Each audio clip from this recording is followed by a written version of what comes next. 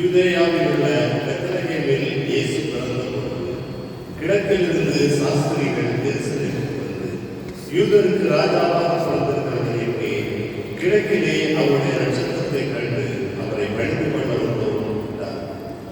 ஏரோது ராஜா அதை கேட்ட பொழுது அவரும் அவனோட கூட எருசலேம் நகரத்தார் அனைவரும் கலங்கினார்கள்.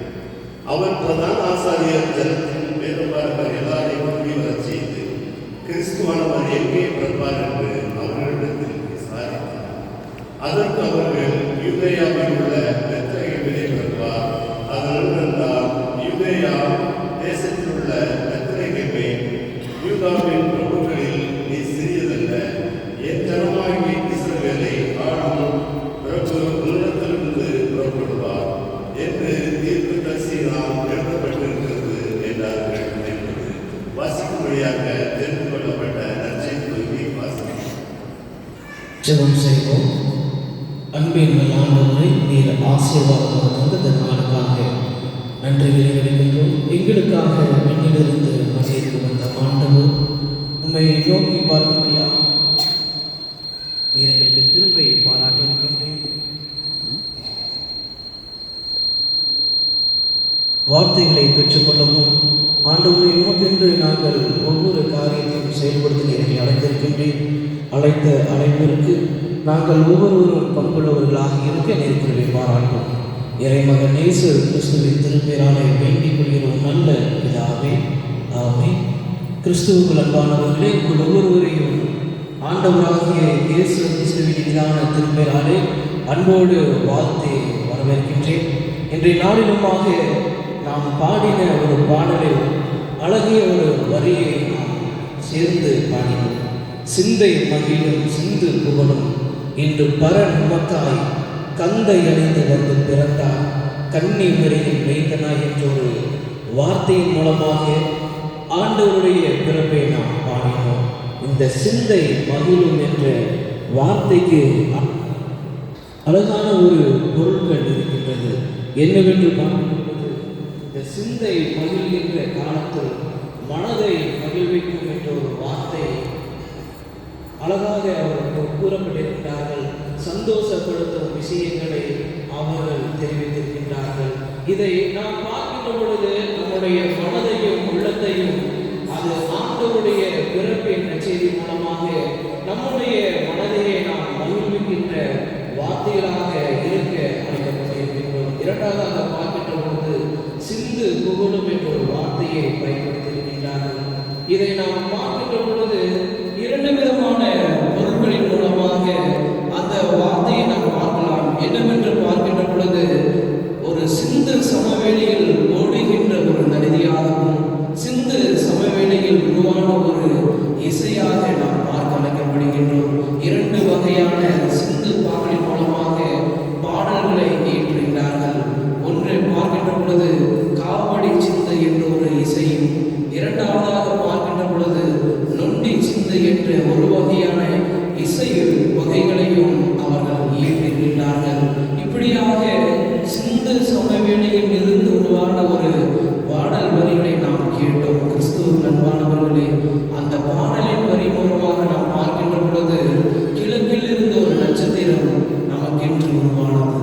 அந்த கிழக்கில் இருந்து உருவான அந்த நட்சத்திரத்தின் மூலமாக ஒரு புதிய ஒரு விடியலையும் புதிய ஒரு ஆசீர்வாதத்தையும் பெறக்கூடியதாக இறைமகனாம் இயேசு கிறிஸ்து நமக்காக பிறந்தார். மத்தேயு 2ஆம் அதிகாரத்திலே பார்க்கின்ற பொழுது யூதருக்கு ராஜாவாக பிறந்திருக்கிறவர் இங்கே கிழக்கிலே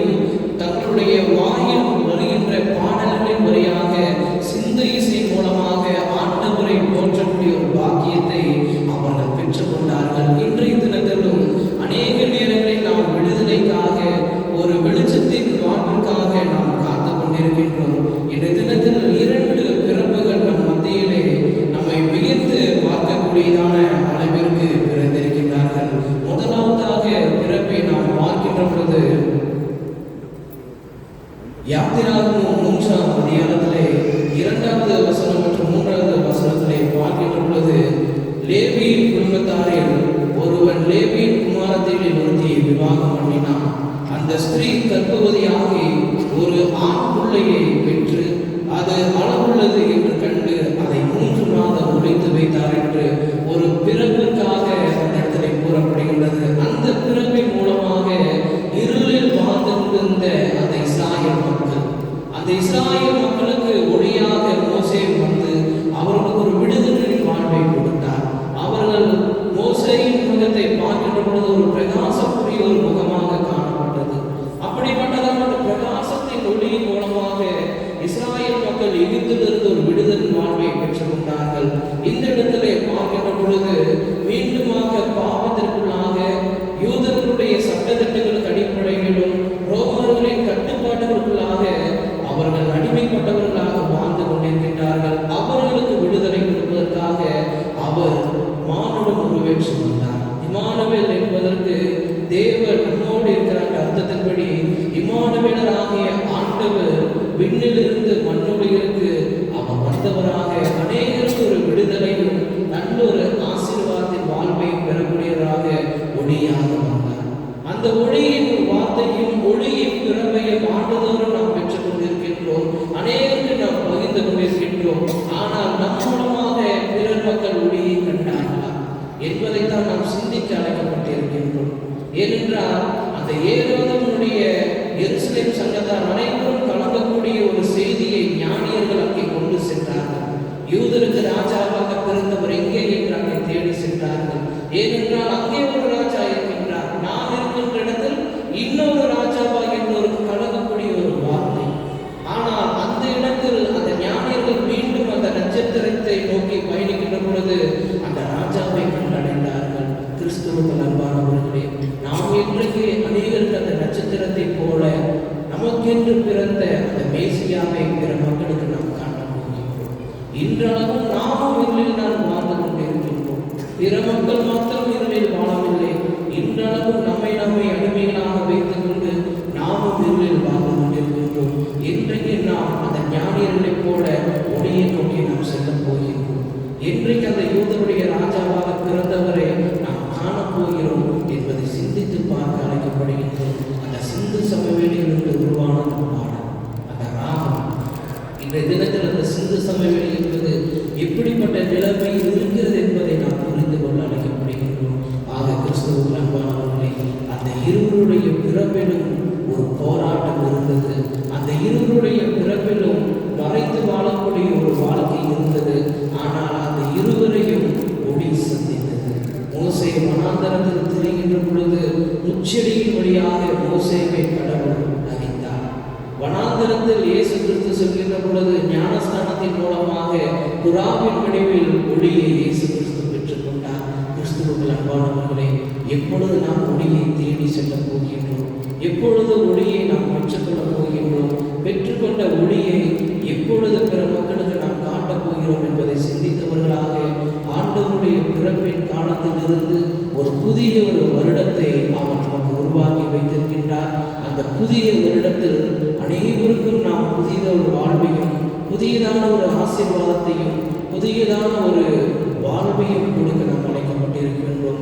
அந்த ஞானியர்களுக்கு மட்டும் அதிசயம் அல்ல, அந்த ஞானியர்களுக்கு மட்டும் ஒரு புதிய வாழ்வு அல்ல. நாமும் தேடி செல்லுவோம்.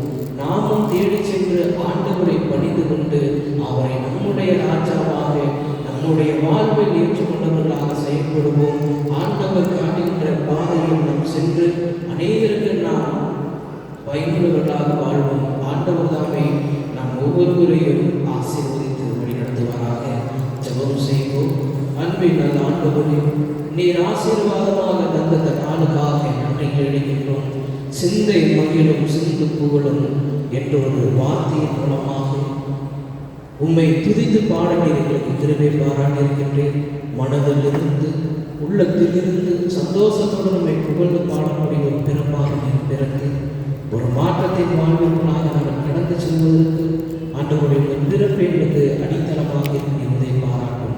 தாழ்த்தி உங்கள் கருத்தில் போகின்றோம். எங்களுக்காக விண்ணிலிருந்து மண்ணோடு வந்து வரலாற்றை இரண்டாக குறித்து நீர் எங்களை வழிநடத்தும். இறைமகன் இயேசு கிறிஸ்துவை திருப்பி நாளை வேண்டிக் கொள்கிறோம் எங்கள் நல்ல பிதாவே.